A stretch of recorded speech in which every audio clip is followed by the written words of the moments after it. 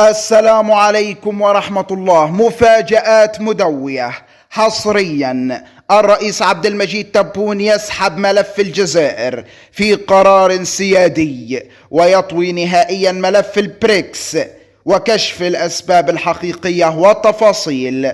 سنتعرف على كل شيء في هذا الفيديو، ولكن عزيزي المتابع لا تنسى دعم هذا المقطع بلايك والاشتراك في القناة. في قرار يعكس فعليا عقلية الجزائري وطريقة تعامله مع القضايا والملفات الدولية والإقليمية، أين كشفت مصادر رسمية بأن القيادة الجزائرية طوت نهائيا صفحة انضمامها إلى منظمة البريكس، حتى وإن كانت عضوا في بنك هذه المجموعة، حسب ما أكدته يومية المجاهد نقلا عن مصدر حكومي جدا مطلع على هذا الملف. ويأتي هذا الموقف ردا على شائعات متداولة تروج لفكرة أن عدد من دول أعضاء من منظمة البريكس تكون قد طلبت مرة أخرى من الجزائر الانضمام إلى هذا التكتل، حسب صحيفة المجاهد، متسائلة عن الدواعي الخفية لهذه الشائعات التي تضع الجزائر في مقدمة الدول التي سيشملها توسيع منظمة البريكس